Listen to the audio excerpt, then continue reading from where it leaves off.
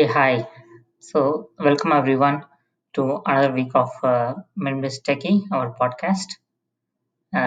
So, appreciate you being here so we can connect weekly on interesting topics. You guys can connect me on either you can subscribe to this podcast or else you can actually listen it on your website as well. And there's an same post which is written on the website which is my name sridhargaripati.substack.com. So thanks once again to who are listening to this audio. Hope you guys are doing good and staying safe out there. So this week we are going to talk about multiple topics.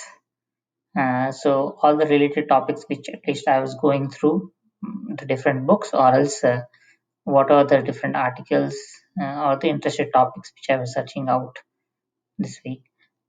So this week we'll talk about at least four different topics. One is like getting familiar with the dark side of social media because as it's happening all around us, and it would be our negligence to not to view the other side of the coin.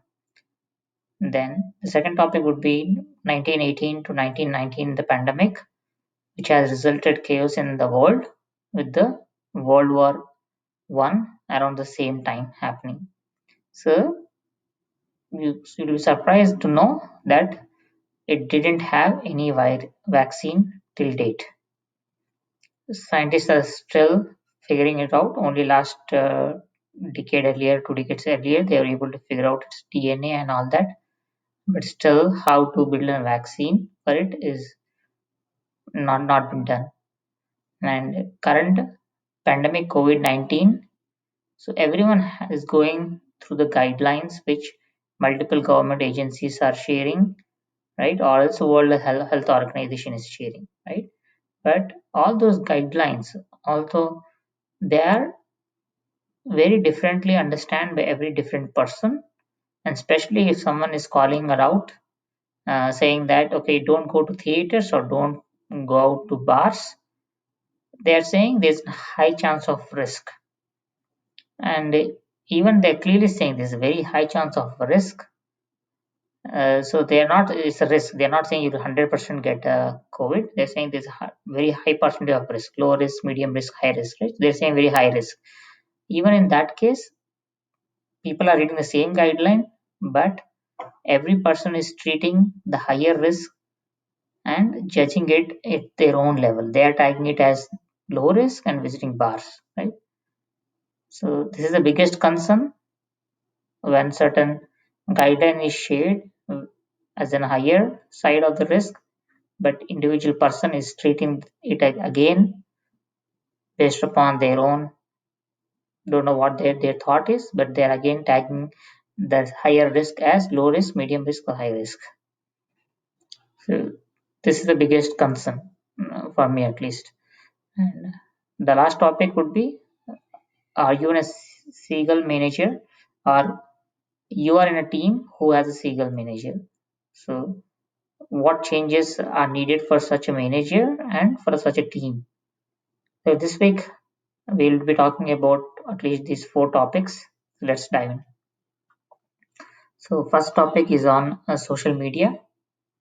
So actually I was reading one of the article uh, which is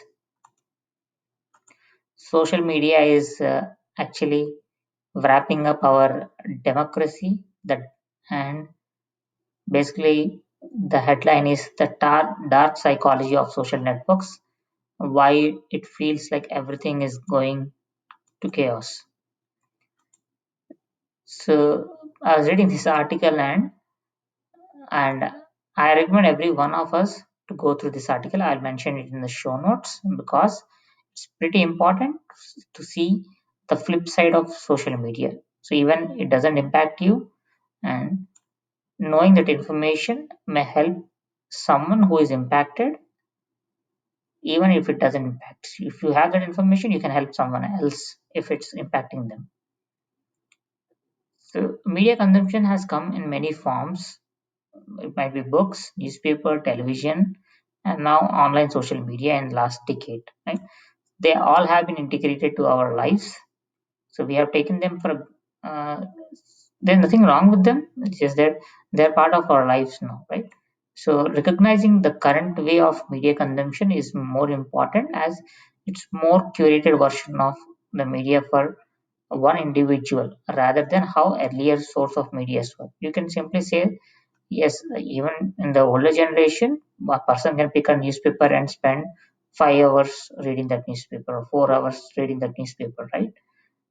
But that type of communication is for like entire city, right? Or it might be for a one town. But right now, what's happening is this type of media, the social media, the way the current media is generated is actually been structured in certain way for a individual person rather than how the earlier medias were. So they can impact one's thought process, their decision making skills of an individual person. Yeah, this is very scary and dark side of it. And we have enough examples in the society that it is already happening. Uh, I was just looking into if in multiple a couple of YouTube videos and I found this guy Tristan Harris. He is an ex Google employee and a co-founder and the CEO of Apture Technologies, which was bought by Google, and later he became a Google employee. Then after working there, then he left Google. Uh, so I'm just sharing his website. You can look into the show notes to know more about him. And also, I'm sharing when Tristan Harris actually appeared in US Senate somewhere in June 2019 last year, talking about how exactly it's impacting not just elections, it's impacting how individual is being controlled, how it's impacting the younger generation, how it's impacting seriously the younger generation. It's impacting a lot, and it's not leveling, and there is a lot of bias which is getting. And he clearly says that if there's a good content, bad content is there. The more the media which has been curated to individual is towards the bad, because that's what it's going to interest. That's what going to hinge you watching one after another video. And the best example of a tweet which he meant Twitter, which he mentioned is, yeah, if you share something which is very valuable or you're trying to explain some complex topic like climate change, you definitely have to read a big 300-page document or something like that. Not 300 page, maybe you need to read a big article. If someone have to explain you very detailed, right? But he says the main reason is they allow 140 characters, so that you're sharing only that minimal information. That minimal information can be misunderstood or can be understood as well. So it's just a way how we see. So I'm not saying technology is bad. I'm not saying gadgets are bad. Just that it's very important that we see other side of this technology as well, right? It is very important if something is impacting us. Just take an example. Forget about the technology. If I see an instance in my health that I'm going to get diabetic, definitely, right? I'll relook at what exactly I'm eating. I'll look at my entire diet plan and I'll try to change it, right? So exactly like this. So it applies to gadgets, technology as well. If it's going to impact you, definitely you have to relook at it. So I'm not going to talk entirely what he talked. I'm going to share the YouTube link in the show notes. Please click on it so you can listen to it. And also, Tristan Harris recently was one of the subject in latest documentary on Netflix, which is The Social Dilemma. Uh, so if you have an access to Netflix, then you can see this film. Uh, but you can go to his website only. You can actually the videos where actually he's talking about. You'll get enough idea. But yeah, if you're interested, you can quickly watch the documentary as well. Uh, so basically, I'll quickly give a high from both the article and the video on his website. Basically, the high key points were like tech companies' intention is to stick their users to their products, and, and advertisers are the customers, right? If you go to any organization, you think we are utilizing Twitter, we are utilizing Facebook, you think that you are the customer, but actually advertisers are the customers, not the people who are using the product for free. So because the product is just given us for the free, so the actual customer for which, yes, they definitely, you see that the features are developed so that user can log in, but actual custom, there is an advertisement side around it based upon which these companies makes money. That guy is a main customer to them. Okay, so we people are sold. So what you do, what you think, and what you wear impact slowly your decision making skills in many aspects on whom you follow online. Okay, so if you follow certain person, if you follow certain group, you might be following some Instagram one type of dressing culture. Yes, you might be interested in them, you might be buying those type of clothes, right? So it's like it's going to be very slow impact, it's going to be on us, that's what they're calling it out. So yeah, they say that they know almost entire thing about you, because based upon these multiple tools, they are trying to build a image of us. So he called Dudu, or you can call the AI side of a human person. Slowly, like they gather our information, what videos we like, what music we like, what pictures we like, what, right? So like based upon that, they do one prediction. This person will actually see this type of content more. So once they, as we use it more, the particular product, the product will have more higher information on us. So they not really know, they maybe don't know about completely the way they say entire thing about us, but it's a they currently their technology has the models, so that they build based upon the clicks what we are doing. And photo tagging is the best example which he has shared. Uh, Especially all the features which he mentioned. So these are like psychology related features, the small things only, but that will make you attached to the product more. So take an example. I never thought about it unless I was going through these articles or through a couple of videos. Say you have an like WhatsApp, you have a chat, and you're actually chatting on the screen. If other person is also replying you back, you get that option as other user is typing in the chat. So you think, oh, it's helpful for us. That option is for us. Yes, this option is for us. But the way these guys have mentioned it as, that is, yes, it is helpful for you. That auto-filling words or letting that the other person is replying. So you stay on that window so that the user is engaged to the product for a longer time. And screen time, which is, yep, definitely the this technology products itself, they're adding to their phones. Like Apple has a screen time to it. So per day on average on your phone, if you see that you're spending 2.5 hours per day or 3.4, or looking at these videos, the kids were saying they are spending 5 hours.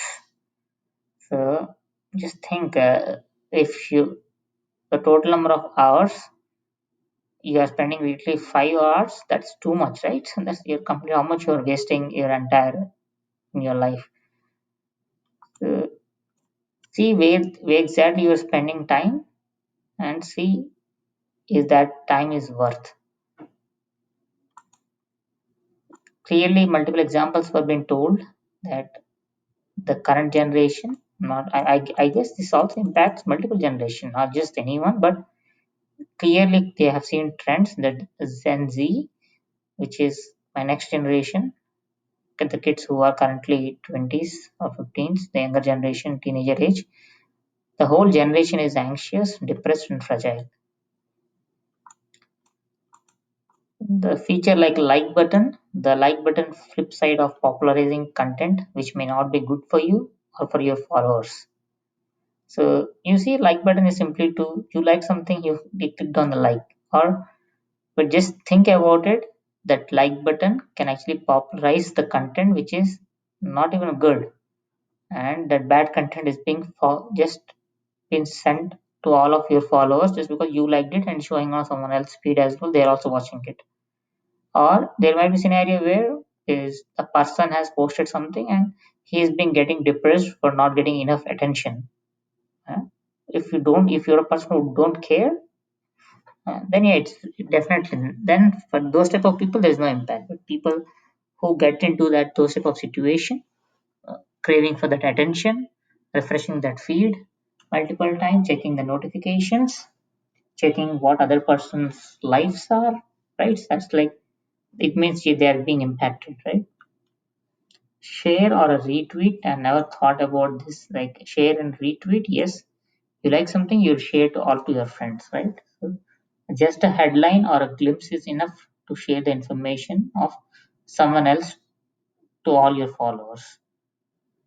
So just think how scary it is sharing them as your thought process, even without spending some effort or matching your values. How easy it is to send such information to a wide audience, which may not match with your own values. Just think about a bigger, uh, a media person is there. He has a millions of followers, and maybe many people are blindly following the particular person. And that guy shares something, say vaccine is not good for you. So if that guy says something and blindly even 10% of his followers blindly follows him, then see how much negative impact it is, right?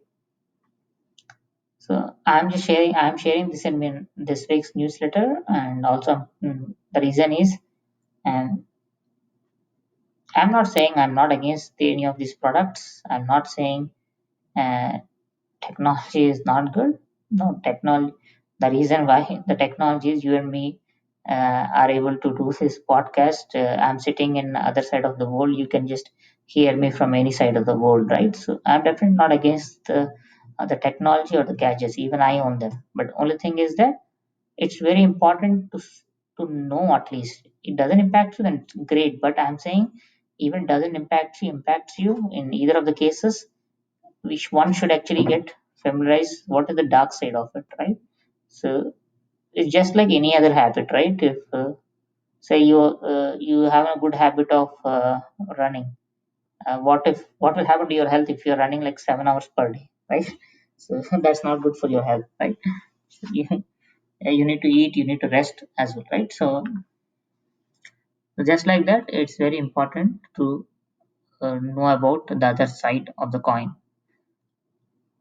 And yeah, I more than this, I would say, yeah, this article, this documentary movie or small YouTube videos, yeah, I would say just pick any one book which talks about, pick any book. I won't recommend it right now. Pick any book which simply says why exactly you should remove, you should get rid of your smartphone or remove all apps, social media apps from your phone. So pick any textbook and just give a quick read. Then you will understand more than what's been shared in this documentary, right? Yeah, definitely. I read some books in 2017, so many people might have noticed in my friend circle that at least I was not there on Facebook, Instagram, Twitter for more than 2 years. People gave they have searched on Facebook, they would not able to find me. Uh, yeah, I read something, but yeah. So then again, I'm now back on Facebook, but I only log in once in a week, simply to post uh, my Substack articles, post and log out on the website, not on my phone. So simply log into laptop weekly once and post it. Maybe once in a while check it, but that's like, it's good to know about it. And I'm not saying to remove. Say if we are only checking 10 minutes per day, then yeah, it's, you can keep it on your phone as well.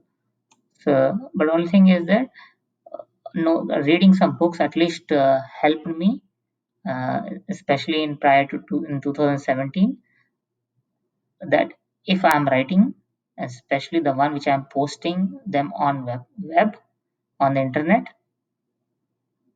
so it's very important that I'm posting good stuff, right? I don't have any right to share the bad content or share something which is not good for any type of reader, right? I don't know on the internet, even at 10 years a teenager can pick and read the article, right? My viewpoint. And so I want to make sure that I never show that bad.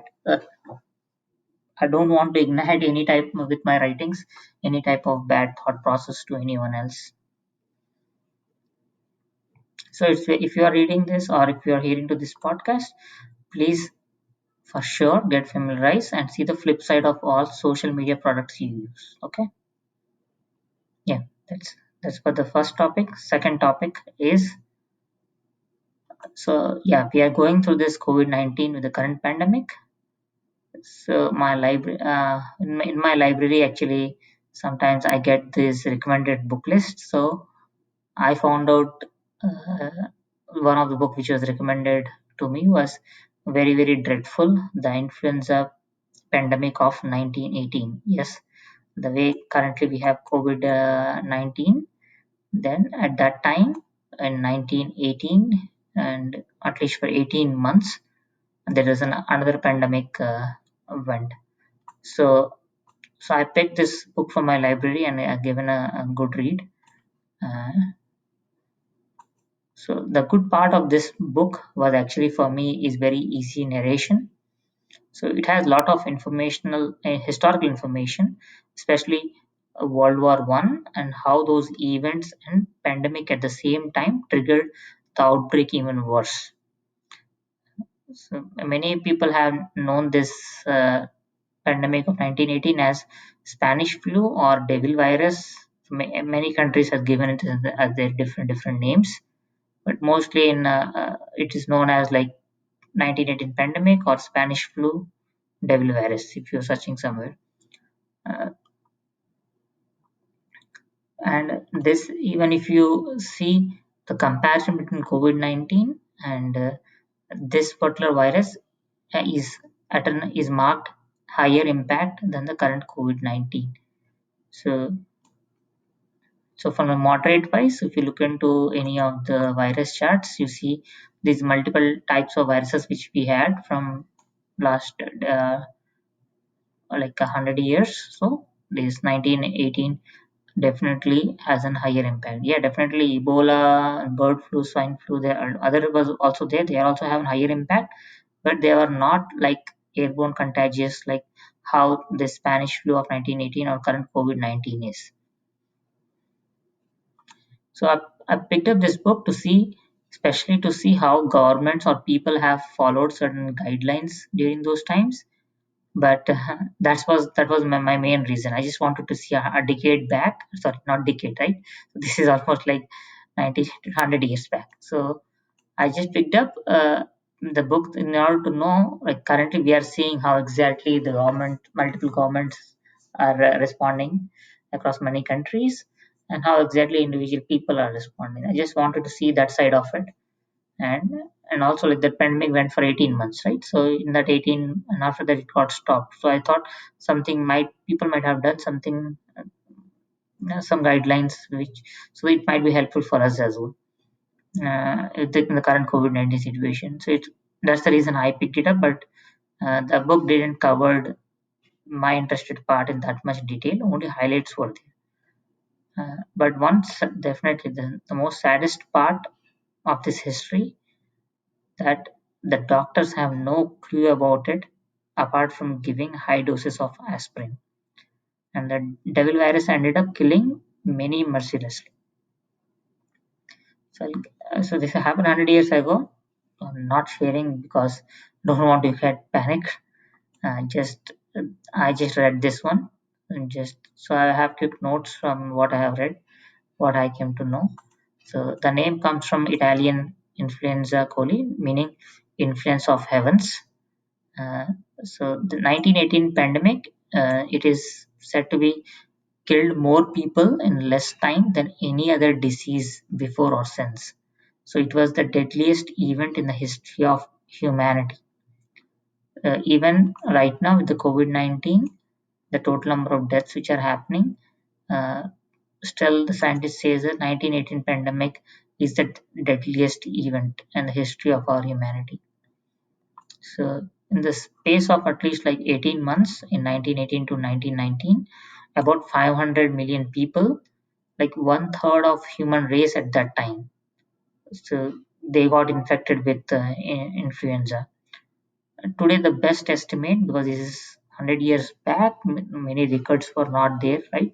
So, best estimate in those 18 months is that at least 50 to 100 million people might have died, and scientists are saying the closer figure is maybe the accurate. It means 100 million people have died, and all over the world, 500 people got infected. So, death rate is almost 100 million, right? So, currently at the point of 2018 something, when this book was released, uh, the author's analysis and from the scientific side is all flu viruses that make humans sick, they start in birds, especially the wild birds that live in water, especially ducks and geese. uh, they are the natural reservoirs of these viruses. Then the virus can again come through those duck and geese to some fish or some other animal, then from there to pigs. Pigs has certain types of viruses in them, and a human have. So based upon certain types of viruses, when they combine and suddenly they form dangerous viruses, which can actually impact human as well. There are many viruses there, but not every virus impacts human humans. So it seemed that, so this is a statement of one of the doctor at that time, Victor, seen in the 1922 after this pandemic was done. He said, as per him, seen the nature gathered all her strength and demonstrated to man how tiny or insignificant he and his fellows are with his murderous machinery in the destruction of his fellows. So post 18 months, it started ending. So So did the rest of the population got herd immunity, or the virus itself was not able to mutate further and it ended? Really, the reason is not known still. There were some cases were seen here and there, and 1950s and 60s, one or two cases still, but uh, none of them are pandemic again. But that 19 months, after 19 months, it got ended. But what was the real reason for it ending is we don't know yet. We don't know. Almost like 100 years back, right? And also, science has evolved very later in the age, like 1930s or 1950s more. So scientists were able to figure out the virus having its gene as RNA, like our DNA, very late. So even till now, as of this article, which I have written on 30th of September, or we are recording this podcast on 2nd October, there is no vaccine for the 1918 Spanish flu virus. So few states in US had very strict policy of wearing masks at that time. People would get arrested or fined for not wearing masks and will end up having a jail time as well. So some of the states have such strict policies allowing the mask. And yeah, it clearly, this entire mask culture flu is bad. Now I understand why Americans are, why they are so afraid of flu, right? Normally, if you are even, like, say, if you are just down with small fever, small cough as well, you will never, they simply ask you not to come to office at all, right? Now I understand, reading this book, that slowly, that this was the biggest impact to the generation. Later on, the same thing went to the next generation, saying that if you are having any type of flu, isolate yourself. I guess that's the reason even till today in offices I hear that from other people. Yeah, but this is not like in India, at least. Yes, they say if you are not feeling well, stay at home, stay healthy, but they never force you stop coming. They never come. They are never like, I won't sit next to you, right? That type of culture is not there with us. So at least reading this book was uh, mentioned that why exactly people, especially in US, are concerned about having flu. Yeah. So few scientists at the time argued that agricultural revolution has harmed us more than good. Yeah, I even agree, even till today date as well. So food was produced in such an abundance that people would need. So people would, so prior generation were having Prior to this 1918, they said the prior generation were having more of nomad lifestyle. People were always on the go, moving from one location to another. They were much healthier than the generation post agricultural revolution. So, yeah, there's a full explanation around it. Like once they started agricultural revolution, people are staying in one place, so more dense populations got happened, and people as agricultural revolution is happening, the people are staying in their farms next to their houses, pigs, everything is in the same. So there is a more higher chances of those viruses to impact human. So this is the reason why World Health Organization still check many of the densely uh, like meat populated areas, like in China or in any other country as well. World Health Organization checks these densely populated areas in search of any new viruses. Because if any any virus breaks happens, then definitely they have to notify everyone, right? This is the reason why scientists still search for the newer viruses so that they can get prepared ahead with a vaccine. And at that time, 1918, so especially in US and some countries, social distancing was requested by many governments at the time were 12 feet apart. So one bad thing was that time World War One and pandemic both were going hand in hand, and is the most saddest part for me reading about the history. The book was explaining a lot of World War One events and why the pandemic numbers were so high, because World War One is going, people are traveling on the ships, people are going on flight planes and all that. So it started impacting a lot. Uh, so because more density people in the ship and those decks is inhuman conditions, they say. So there's more chance for virus to grow. So yeah, losing a life does not have any option at that time. Either they lose a life in war or with the virus. War conditions triggered the outbreak even much worse in those 18 months. Yes, that was about that 1918 high level notes which I have to.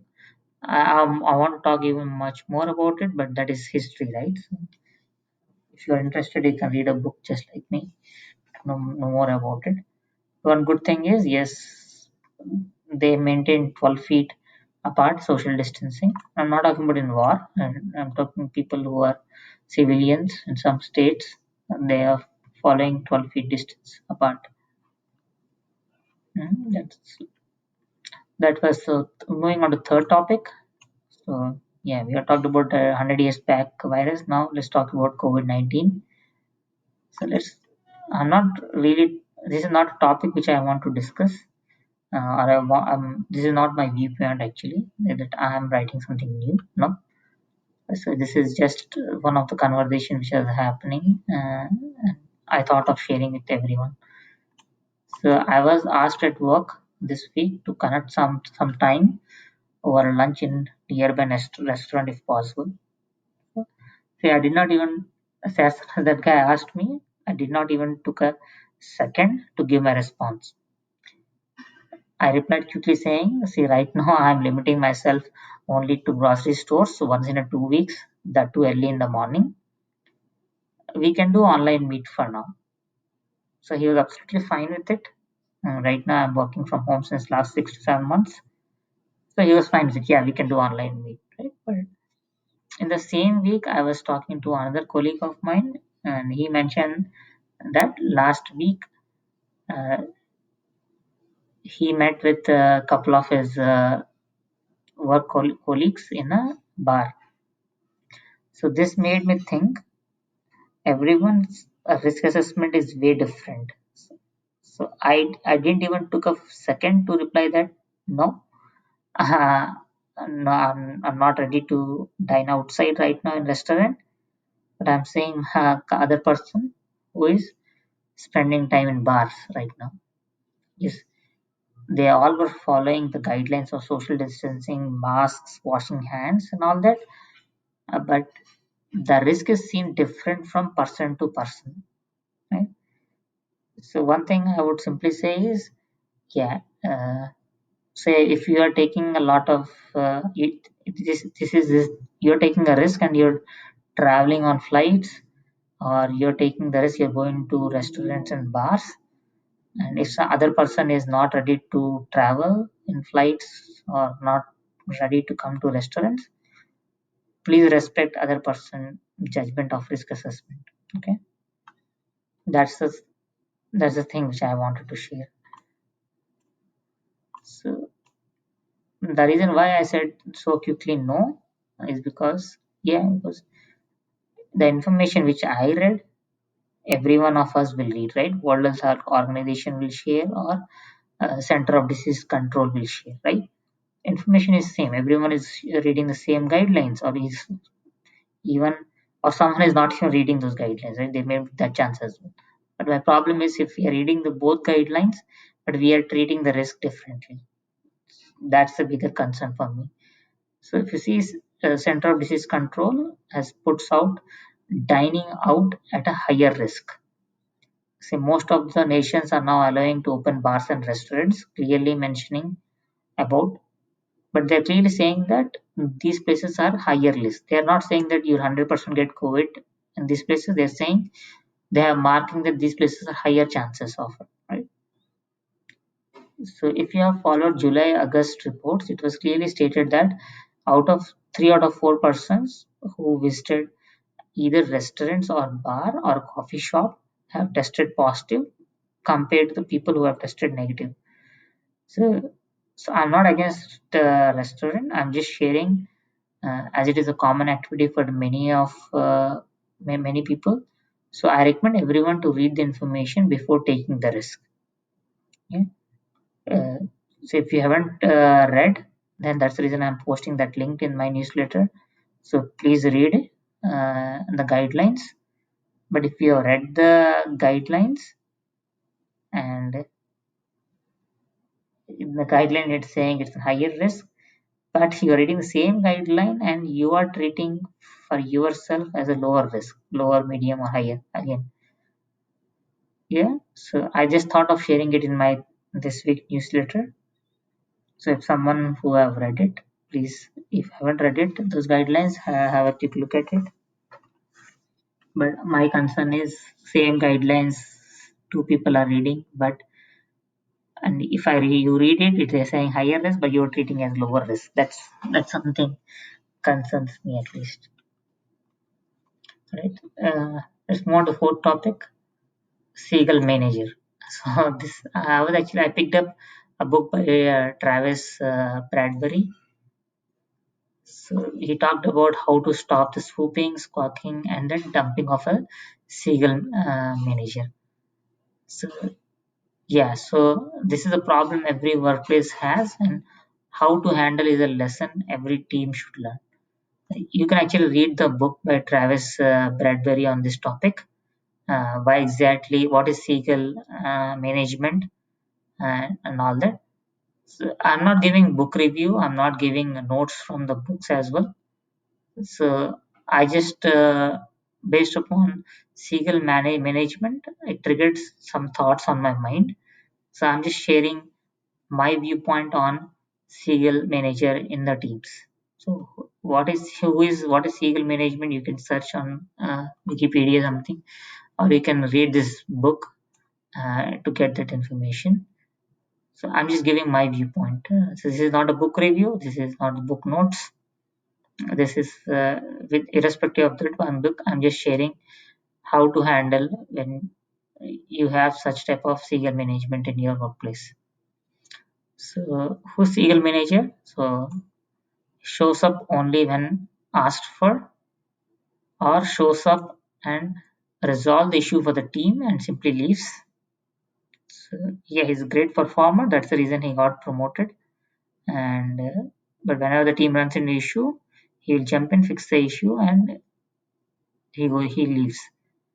So without even, and sometimes even without even understanding the overall issue, either he gives big lecture, or either he gives orders for the individual team members, or that guy can actually give a solution as well and solve the problem and can leave the room.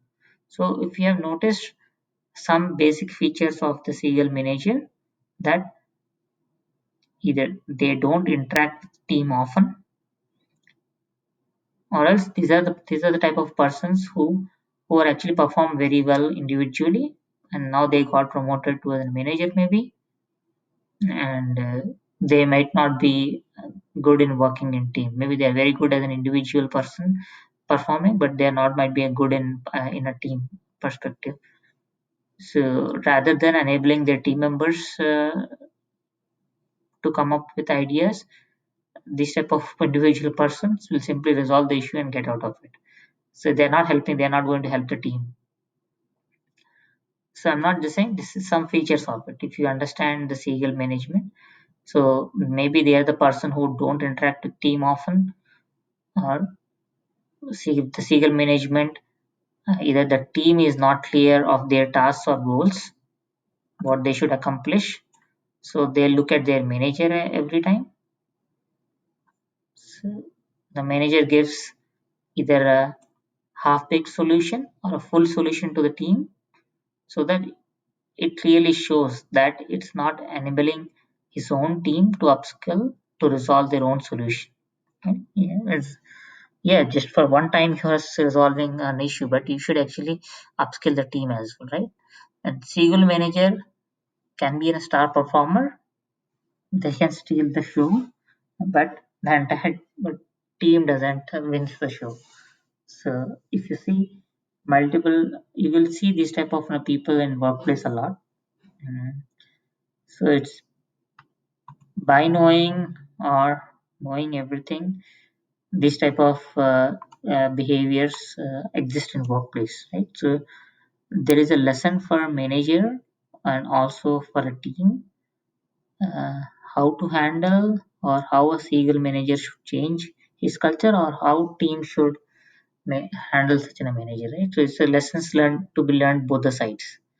So the manager should see this issue with a clarity and understand the Seagull management issues, and he should work towards changing his management style, his or her management style, which can enable his team win. As he win, his team also wins. And also from a team side as well, team should also step up and visualize their goals, their role in the team, and have a continuous feedback within the team to the higher management, or also within the team as well, one-on-one candor, right? Honest communication with the team. So if any gaps are there, they should quickly resolve those gaps ahead. So the lessons need to learn the both the sides. So for me, at least this type of management, if we have to come out, one thing as a manager, the team should have very clear mission and their roles should be very clearly defined, right? What exactly each person role is, what is their individual tasks and all that, right? So that has to be very clearly defined. And it's not like you are working on 1 year project, you cannot simply define starting of the year and leave. And so in that I will again go show into same Seagull manager characteristics. If it's 1 year project, you might have defined the roles, you might have defined the tasks, but it's very important that you stay with the team for entire 1 year, right? You need to reevaluate your plan very often, see your work projections, your resource availability, and reallocate the tasks accordingly based upon how many number of resources you have, based upon how much work is left over in the plan. So you need to reevaluate. It's not like your planning is done, yes, planning is done starting of it, but the actual there's a difference between your planned effort and your actual effort, right? So that's pretty important that throughout the project phase you are reevaluating that. And do look out for the teams, and because that's the reason if you're working on and I'll give you one best example. So do look out for the team, because you have to be continuously engaged with the team and making sure that they're on track, right?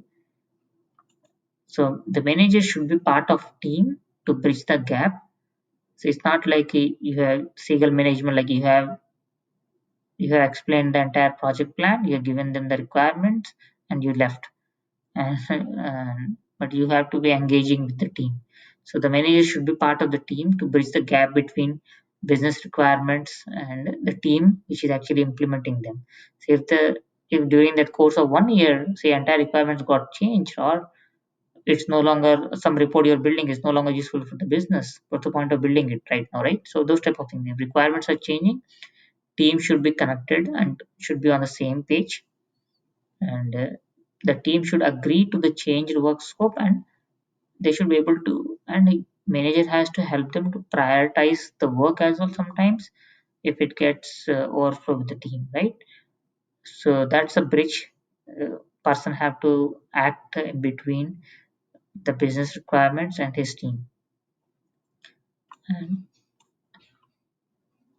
we talked about a continuous feedback, honest communication within the team, right? So the manager, first of all, he should create such a safe environment where so the team member can simply share their ideas or the feedback very freely any day without any hesitance. So positive feedback, positive ideas, anyone can share. But say if a other person is slowing down, then you should able to talk to that person rather than complaining to someone else, right?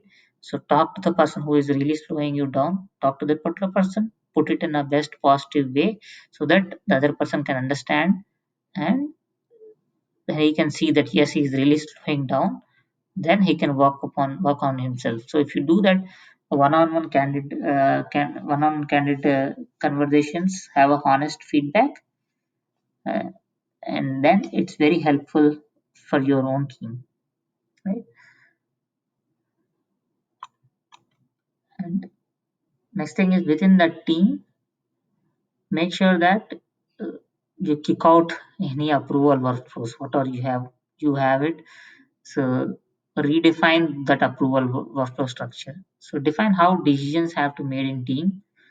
It can be anything. How exactly meeting has to be run, how much time they have to run, what template for the status to be utilized. Just form certain types of guidelines so that everyone adheres to it, right? And allow team to clearly define their roles and tasks, so that if you enable and you let team very clearly define what is their role, their task, that will enable the individual team members or within the team some groups, they can take certain decisions directly what is best for the project. So break any approval workflow which always asks for a higher management approval. Give the free hand to the team. So do come up with many workflows. That workflow can be for approval. That workflow can be for your uh, daily documentation status templates. So make sure that you come up with some standard and remove many decision making checkboxes. Okay, those two, and give those decision making checkboxes to individual team members. Not everything requires higher management approval.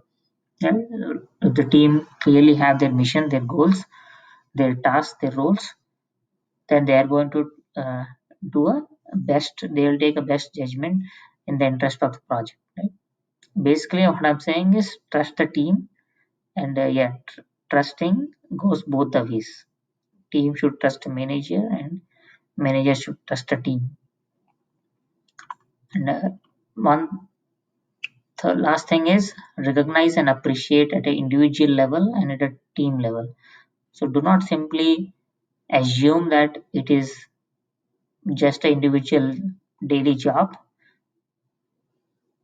Yes, that person is paid for doing his tasks in that particular role, but if a team is successful, then the each individual they are putting an effort which is not just in best interest of themselves, they're putting an effort which actually benefit the team. Only in those cases you will see that the team is having that winning culture. Okay? So it's very important that individual also have to upskill, right? It's not just the management side always. The issue is individual should also, in order to make, if you have certain tasks assigned, make sure that you have the relevant skill, make sure you have upskilling, not just always hard skills, right? There might be a soft skills to work within the team. So, and even from management side, I'm just saying, to recognize and appreciate at individual level, and so that even those your team members also can grow in their careers, right? So it's very important in any management style that you recognize and appreciate. So, so not much about at this topic. I was only explaining briefly about Seagull management. I'm not saying that manager can be good. That manager, he might be an individual star performer, but if you understand the Seagull management structure, definitely a lot of changes are required. Yeah. So for me, the reason why I pick certain topics is because uh, I have picked multiple key keynotes while reading multiple articles. Yeah, it's the same topic, management, but I still it interests me because every person or every author will give you at least one brownie point. So that brownie point is actually, if you can implement those type of best practices, uh, it's going to help your own team to be successful, because you cannot simply copy one team's culture to the another team, right? If that is that much easy, then every team would be successful. But again, not every team is same, right? So you have to define your own practices. You have to define your own culture in order to make your team successful. So that's all for this week. Multiple four topics at least, briefly. So if you are hearing this on Apple Podcast, I request you to share write a review so that other people can find me easily on the Apple Podcast. So if you want to read the article directly, and then definitely please visit my website sridhargargipati.substack.com. Okay, so that's all for this week. Let me know in the comments of the article how exactly uh, you liked, which out of this four section, which one you liked it. So, so do share, like, and subscribe. Whatever these days kids do.